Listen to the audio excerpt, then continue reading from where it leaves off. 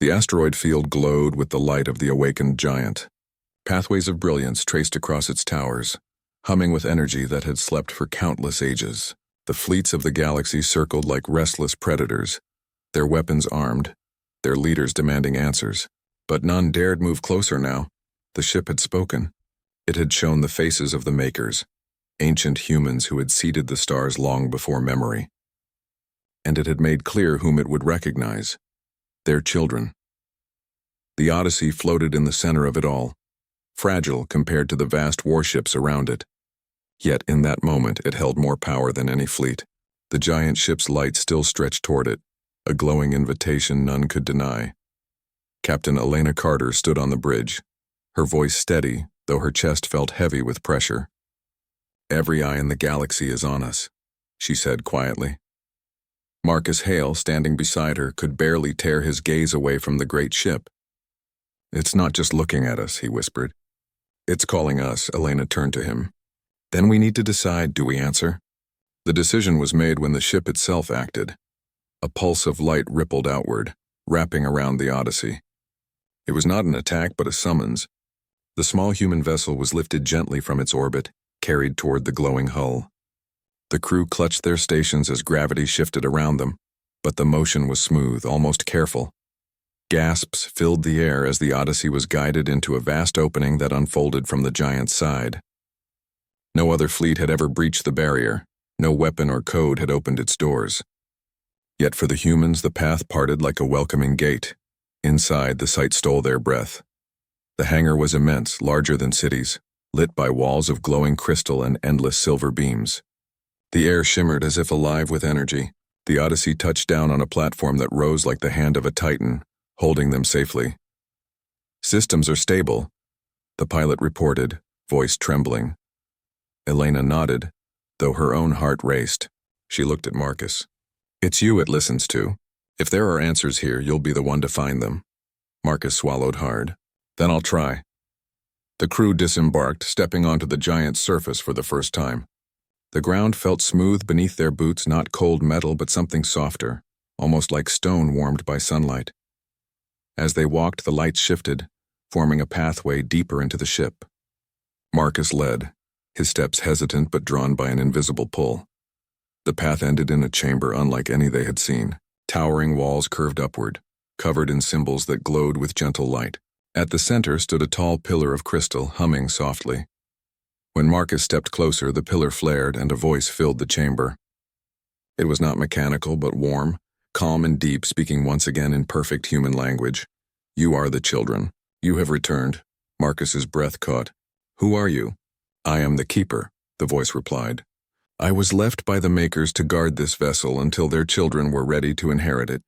But inheritance is not given freely. It must be earned." The crew exchanged uneasy glances. Elena stepped forward. "What do you mean by earned?" "The Makers knew the future would be uncertain," the Keeper said. "They knew their children might grow strong or they might grow reckless. So they left trials not of strength but of spirit. Only those who prove themselves worthy may command the vessel." Marcus nodded slowly. "What kind of trials?" "Trials of truth," the voice answered. "Trials of courage.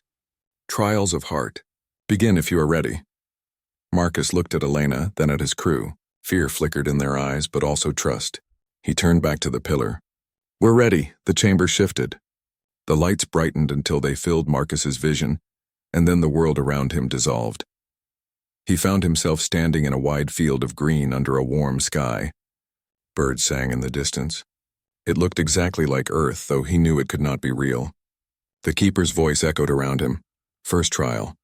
Truth. Speak who you are and why you seek the vessel."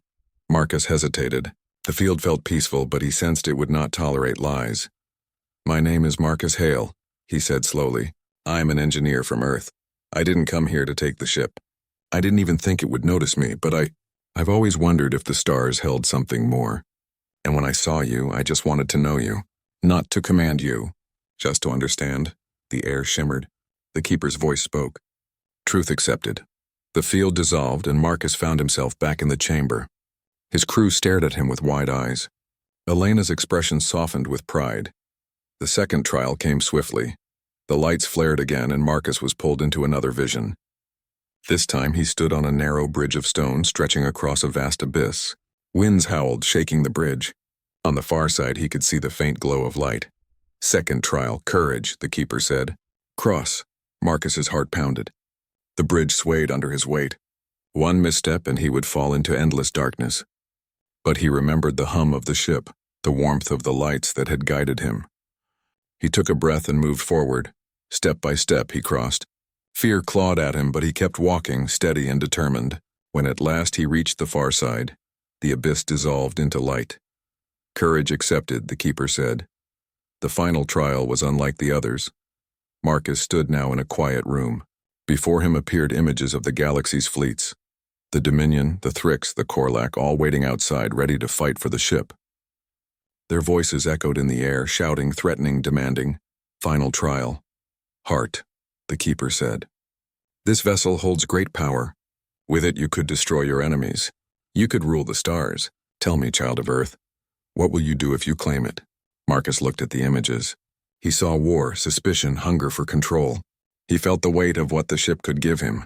Yet when he spoke, his words were simple. "I don't want to rule anyone," he said softly. "I don't want to use you as a weapon. If you truly belong to my people, then I'll ask you to help us build, not destroy. To bring peace, not fear. That's all I want."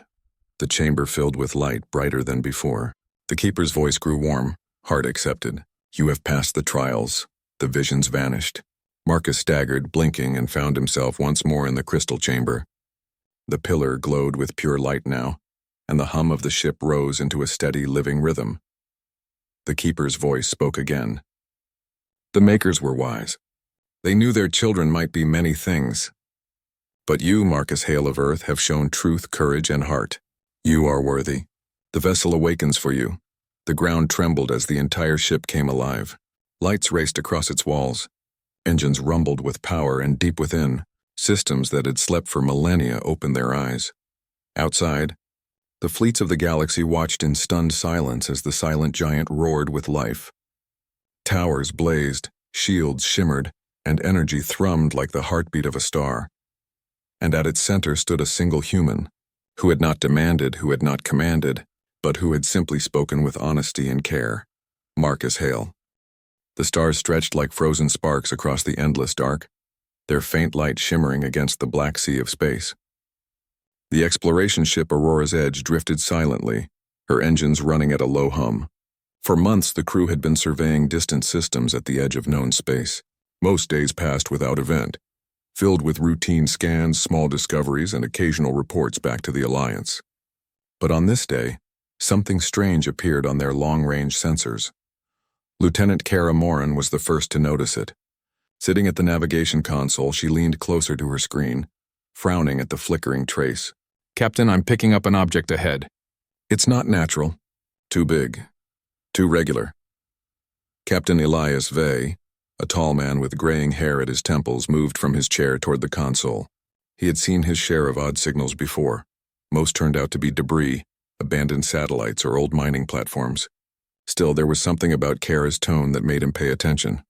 "Put it on main display," he said calmly. The screen shifted, showing a magnified image of the object. At first it was just a dark silhouette against the red glow of a dying star. Then as their ship drew closer, details emerged. It was enormous. Larger than any known starship in the Alliance, perhaps even larger than the great orbital stations back home. Its surface was covered in strange ridges and curves, patterns that looked almost like writing but were unlike any known language. Parts of it glowed faintly, as if tiny fragments of energy still pulsed within. The bridge fell silent. Every crew member stared at the image. "Is it a ship?" Kara asked in a whisper. "It looks like one," Elias replied. His voice was steady, but his eyes remained fixed on the display. "Helm, bring us in slow. Keep shields active just in case." The Aurora's Edge crept closer. The strange vessel loomed larger and larger until its bulk filled half the screen. Its design was unlike anything in the Alliance records. Where human and alien ships used sharp edges or practical modular builds, this vessel seemed more like art than engineering. It was smooth, flowing, almost like the skeleton of some great creature turned into metal. Commander Jalen, the ship's science officer, adjusted his instruments. "I'm scanning it now. No active power signatures. At least not the kind we recognize. Radiation levels are low. It doesn't look dangerous, Elias crossed his arms. And yet it's still here, drifting, waiting. The thought gave everyone a chill. Word spread quickly through the ship. Crew members gathered near observation ports to catch glimpses of the mysterious vessel as the Aurora's edge approached. Some whispered excitedly about the possibility of finding technology older than any known civilization. Others felt uneasy, as though the ship itself was watching them. Hours later, a decision was made. A small team, led by Elias himself, would take a shuttle and board the vessel. The chance to explore such a find could not be ignored. The shuttle detached from Aurora's edge and drifted across the void. The alien vessel towered before them, its dark hull shining faintly against the light of the red star. The closer they came, the more they saw the incredible scale of it. Some of the carved patterns were the size of city streets. Doorways loomed like gates meant for giants. As they searched for a docking point, Kara noticed a section of the hull that seemed smoother, almost like an entrance. She guided the shuttle closer. To their surprise, the alien metal shifted as if alive. A massive panel slid open slowly, revealing a hollow chamber.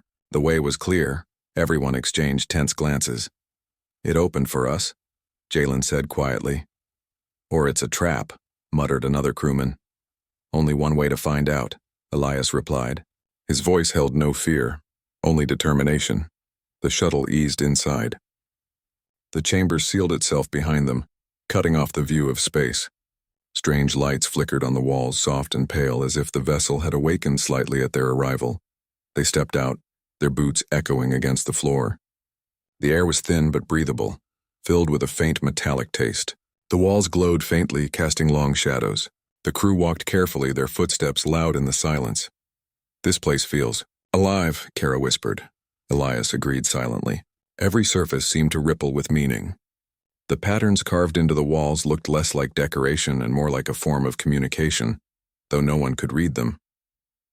The deeper they walked, the stronger the strange hum became. It was not mechanical, not electrical, but something deeper, almost like the beating of a great heart. At last they reached what appeared to be the central chamber. It was vast, with a ceiling so high it disappeared into darkness. At its center stood a great column of light, flickering weakly as though it had been dimmed for countless ages. Surrounding it were empty seats like a council chamber for beings long gone. The crew spread out, scanning everything. Elias approached the column and spoke aloud, his voice steady. "This is Captain Elias Vey of the human ship Aurora's Edge. We come in peace. Do you hear us?" The chamber remained silent. The column flickered faintly, but there was no reply. Jalen tried next, speaking in the trade tongue used across the Alliance. Still nothing. Kara attempted a message in another alien language, then another. The vessel gave no sign of recognition. Frustration grew. Hours passed, with the crew taking turns speaking in different languages. The ship seemed as dead as stone. Finally, Elias sighed and muttered under his breath, "If you can't understand us, then we may have come all this way for nothing." At that moment, the chamber trembled. The column of light flared suddenly, sending beams of brilliance across the walls. The patterns shifted, glowing with fresh energy. A low hum filled the air, rising in pitch until it sounded almost like a voice. The crew froze in shock.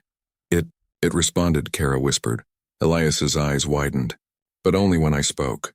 Only when I used English." The hum deepened, resonating like a choir of unseen voices. The lights danced in rhythm, pulsing brighter whenever Elias spoke again. The ship was listening. They tried an experiment. Kara repeated his words, but in another alien language. The lights dimmed and the hum faded. Then Elias spoke again, and instantly the chamber awoke, vibrant and alive.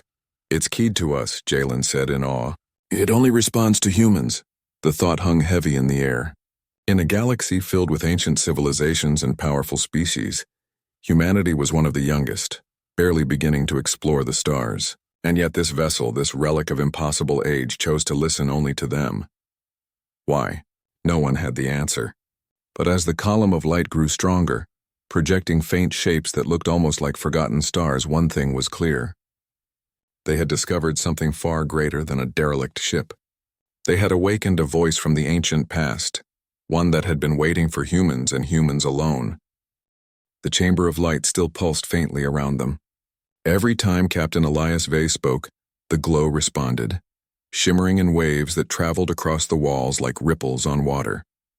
The hum deepened and softened, as though the ship itself was breathing. The crew stood in silence, each one trying to understand the impossible. An ancient vessel, older than any known star empire, remained silent for all other voices, alien or mechanical. But the moment a human spoke, it answered. Lieutenant Kara Moren was the first to break the silence. "Captain, this can't be a coincidence. It's listening to you. Only you," Elias shook his head slowly. "Not me. Us, it's listening to humans." Commander Jalen adjusted his scanner again, the small device buzzing faintly in his hands. "The patterns on the walls, they're reacting to vocal vibrations, but the frequency match is strange. The ship isn't responding to just any sound. It's aligning with the exact resonance of human vocal cords.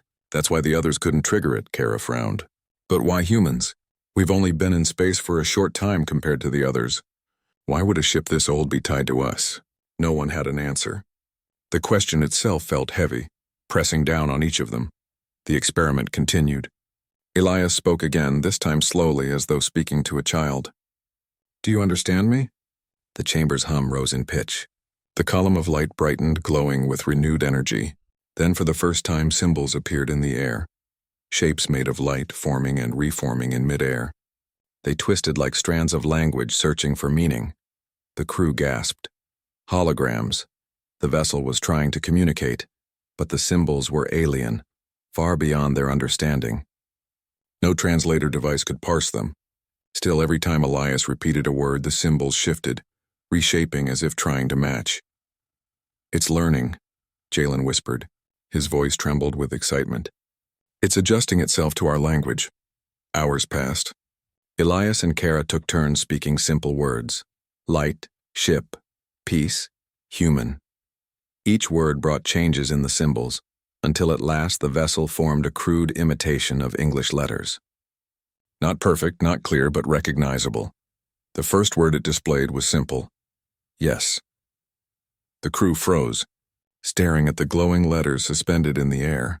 Kara's voice cracked as she whispered, It answered you." Elias took a deep breath. "Who are you?" The ship hesitated. The lights flickered in complex patterns, the hum rising and falling. Slowly, broken words appeared. Ancient, guardian, memory. A chill swept through the chamber. Back aboard Aurora's Edge, news of the discovery spread like fire. The alien allies who traveled with them, representatives from the Elythian, Rorak and Dren species, gathered anxiously on the bridge, demanding updates. An Elythian scholar, his crystalline body glowing faintly, leaned forward. "You say the vessel responded to you? Only to humans?" "Yes," Elias admitted. He explained what had happened, the lights, the words, the strange recognition. The aliens listened in silence, their expressions unreadable. When he finished, a low rumble came from the Rorak representative, a reptilian being with scaled skin. "This is disturbing. Why should such a ship older than our empires listen only to your kind?" Elias chose his words carefully. "We don't know, but whatever this vessel is, it has been silent for ages. We only woke it by accident. That accident may shift the balance of power in the galaxy," the Dren envoy said sharply. Her insect-like wings buzzed with agitation. "If this vessel contains knowledge, weapons, or technologies, and it listens only to you, then who controls it?" The room grew tense. Elias kept his composure. "We didn't come here seeking power. We came as explorers, but I won't deny what we found. The vessel is tied to humanity, for reasons we don't yet understand." The aliens exchanged uneasy looks, some filled with suspicion, others with envy. For centuries, humans had been the youngest voice in the Alliance, often underestimated by older, stronger civilizations. But now, a relic of impossible age had chosen them. Later, Elias returned to the vessel with his team. The chamber of light greeted them as before, responding instantly to his voice. He spoke again. "What are you?" The ship's reply was slow, fragmented, like a memory being forced awake after endless sleep. "Created, to keep, to remember." "To wait for what?" Elias asked. The answer came with a deep resonance that shook the chamber. "Wait for your kind," the crew exchanged stunned looks. "Our kind?" Kara repeated softly. "Humans?" The ship pulsed with brighter light. "Yes, only humans." Elias's chest tightened. The truth pressed heavier now. Whatever this vessel was, it had been designed, or perhaps destined, to respond only to humanity. The experiments continued for days. Elias and his team spent long hours inside the alien ship, asking questions, teaching words, and watching as the vessel slowly expanded its vocabulary. They learned fragments of its history. It was a guardian, one of many built by a civilization that had ruled the stars long before the rise of current species. Its creators were gone, wiped away by time or war. But before they vanished, they left behind vessels like this one, programmed to wait until the new voice appeared. And that voice, impossibly, was human. But the ship could not explain why. Its memory was broken, damaged by time. Pieces were missing. All it knew was that it could only awaken fully when humans spoke. The discovery spread beyond their crew. Other Alliance ships arrived, curious and alarmed.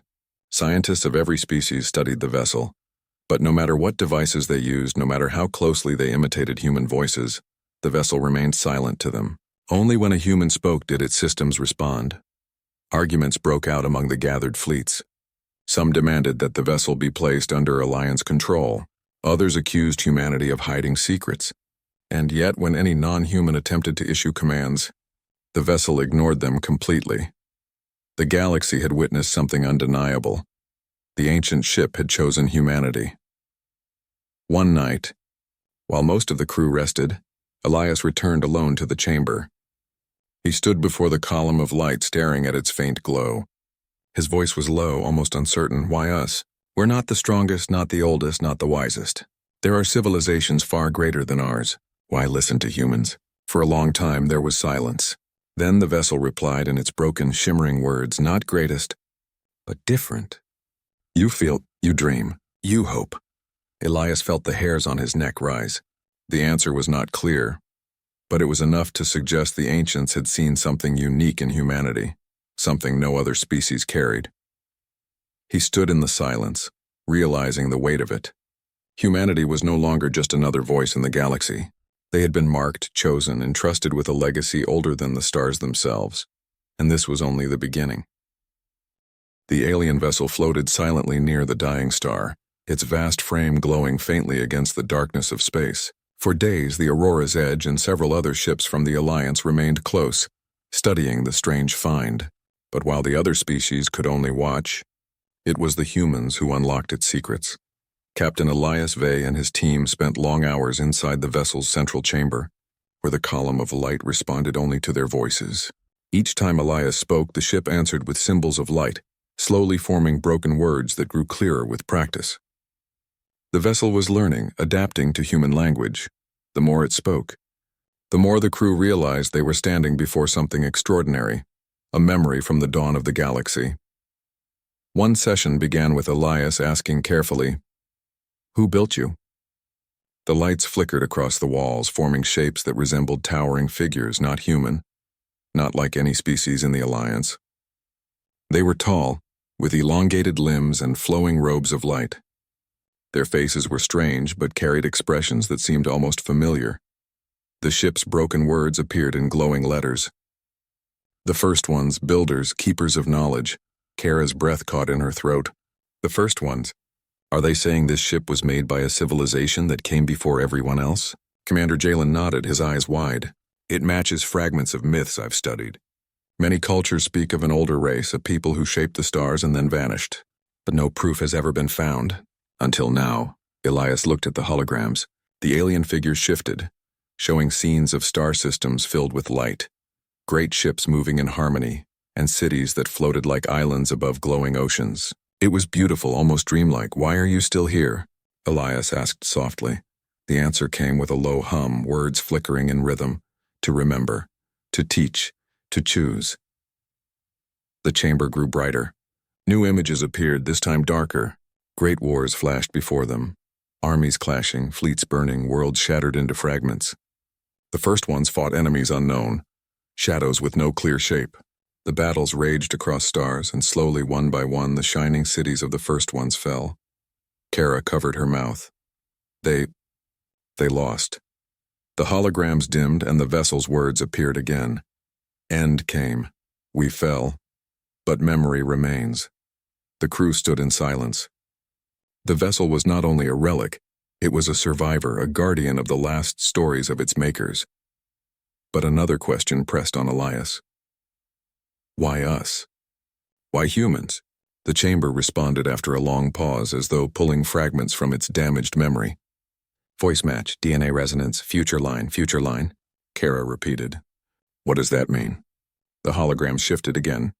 This time they showed images of stars being seeded with life. Planets formed, oceans filled, and countless species rose across the galaxy. Among them were creatures that resembled humans in faint, subtle ways. Upright figures, 2 arms, 2 eyes. Some looked alien, but the similarity was undeniable. Jalen's voice shook with awe. They're saying humanity was part of their plan. Maybe even linked to them. The thought struck Elias like a weight. Was humanity a coincidence of nature, or the result of a design stretching back billions of years?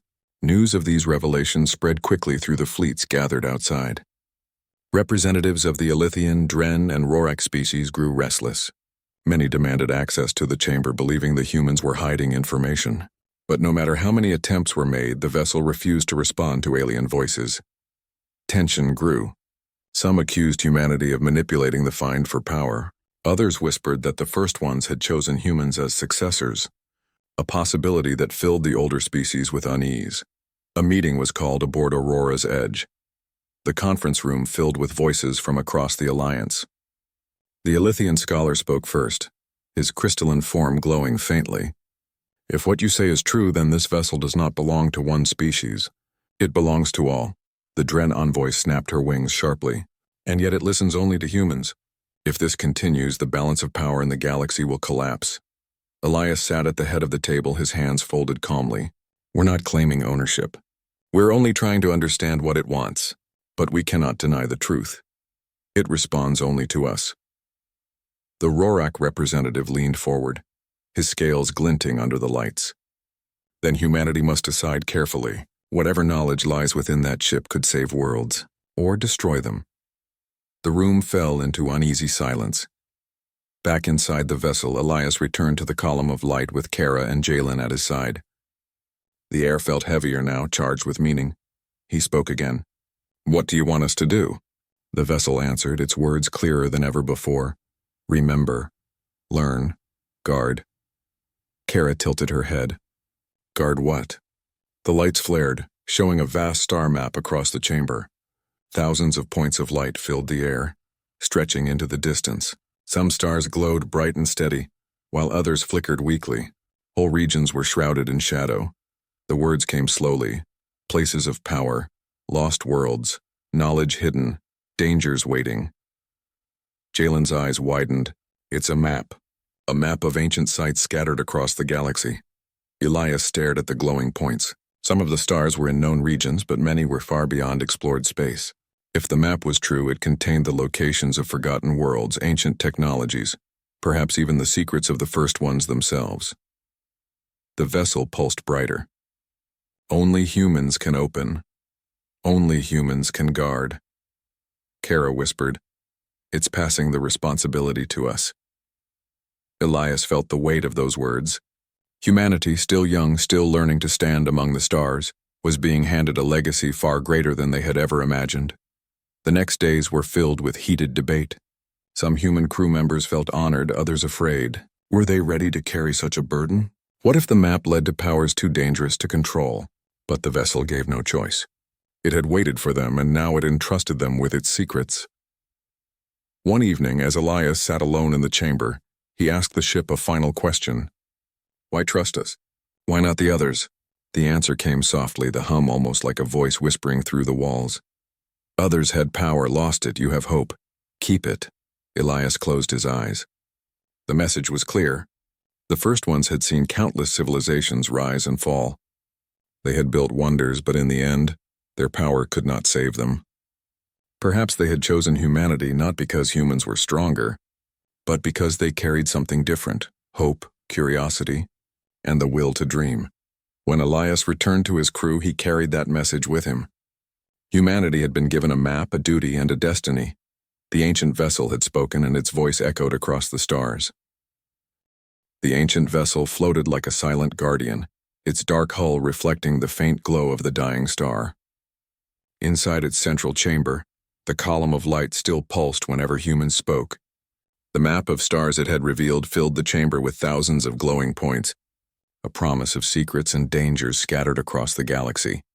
For the humans of the Aurora's edge, the discovery was breathtaking. But for the other species of the Alliance, it was deeply unsettling. A council meeting was held aboard a large Elythian ship, with representatives from every major fleet. The chamber was filled with voices, some calm, some sharp, all demanding answers. The Elythian scholar spoke first, his crystalline body shimmering faintly. "We have studied your reports. This vessel listens only to human voices. It grants only humans the right to unlock its knowledge. This is unacceptable." Captain Elias Vey sat at the center of the long table, facing them all. His voice was calm but firm. "It is not our choice. The vessel responds to us and only us. We did not design it. We did not ask for this." The Dren envoy's wings buzzed in agitation. "Yet you hold the key. You control what the rest of us cannot. That gives your people power far beyond what you deserve." Kara, sitting beside Elias, leaned forward. "We don't claim ownership. We're trying to share what we learn, but we can't change the fact that the ship listens only to us." The Roric representative, a massive scaled figure, growled. "Then perhaps the vessel itself must be taken. If humans are its chosen voice, then humans can be compelled to use it under Alliance authority." The chamber filled with tense murmurs. Elias kept his composure. "That would be a mistake. The vessel is not a weapon you can force. It responds only when we speak freely. It chooses silence if we are threatened." The Elythian scholar tilted his head. "You are saying it protects you?" Elias nodded slowly. "Yes, it shields itself. When we first entered, it opened only for us. If you try to take it, you will gain nothing but a sealed husk." Despite his words, suspicion spread. Some species whispered that humanity was hiding the vessel's true power. Others believed humans were destined to rise above them all. Old rivalries deepened, and new lines of distrust began to form. On the Aurora's edge, the crew felt the pressure growing. Soldiers from other fleets watched them with wary eyes. Scientists demanded access to the chamber, even though every attempt had failed. Kara voiced her worry one evening in the mess hall. "They don't see this as a discovery anymore. They see it as a threat. To them, we're the weakest species suddenly given the greatest gift. They won't let that stand." Elias sat quietly, staring at his untouched meal. "I know, but we can't walk away. If we abandon the vessel, the Alliance will tear itself apart fighting over it. We have to guide this carefully. If we fail, war will come." The vessel itself seemed aware of the growing tension. Whenever humans entered, its lights glowed brighter as if urging them forward. One day, Elias asked it directly, "Do you know what is happening outside?" The others argue. "They may come for you." The reply came in broken but firm words. "Humans must guard. Others cannot hold." Kara frowned. "You're saying they're not worthy?" The vessel pulsed slowly, then formed another message. "Others had chance. Failed. Humans have hope. Keep it." The weight of those words pressed heavily on them. The vessel wasn't just sharing knowledge. It was declaring judgment. It believed humans were different, perhaps better suited to carry the burden than the older civilizations who had risen and fallen before them. Tensions finally erupted days later when a Dren patrol ship attempted to dock with the vessel without permission. Their small craft hovered near an opening in the alien hull, trying to force entry. On the Aurora's edge, alarms rang out. Kara rushed to the bridge. "Captain, they're trying to breach." Elias gave a sharp order. "Open comms." The image of the Dren commander appeared, her insect-like eyes burning with anger. "We will not be locked out of this discovery. If the vessel refuses us, then we will make it obey." Before Elias could reply, the vessel itself responded. The chamber lights flared across its vast surface and a shimmering energy field erupted around it. The Dren patrol ship struck the shield and spun away helplessly, its systems flickering. The vessel had defended itself. Every ship in the fleet saw it. The message was clear. It would allow no intrusion, no force. It would only respond to humanity. The incident pushed the Alliance to the edge of collapse. Some fleets demanded that humanity surrender the vessel entirely. Others argued that destroying it might be the only safe option. Elias stood before another council, his voice heavy with determination. Listen to me. This ship is not ours alone. It carries the memory of the ancients and it offers knowledge that could save us all. But you cannot take it by force. If you try, it will shut down. The only way forward is to work together and trust that we will share what we learn. The Rorok representative's eyes narrowed. And if we do not trust you? Elias held his gaze. Then the vessel will remain silent and we will all lose. Is that what you want? The chamber grew silent. No one spoke. In the days that followed, fragile peace held, but suspicion lingered. Some species accepted Elias's words reluctantly, waiting to see if humanity would share the vessel's secrets honestly. Others prepared in silence, watching for weakness. Inside the Aurora's edge, the human crew felt the weight of their new role. They were no longer explorers. They were guardians, standing between the vessel and the chaos it could unleash. One night, Kara found Elias alone in the observation deck, staring out at the ancient vessel as it floated against the star's red glow. "Do you think we can do this?" she asked quietly. Elias didn't answer at first. His eyes were fixed on the great ship, its faint lights pulsing like a heartbeat. Finally he spoke. "I don't know. But I do know this, the vessel chose us for a reason. Maybe it saw something in us we don't see in ourselves. Hope, it called it. If that's true, then we can't fail. Not for our sake, but for everyone's." Kara stood beside him, her gaze steady. "Then we'll carry it. Together." And beyond the glass, the ancient vessel seemed to glow brighter as though it had heard and approved.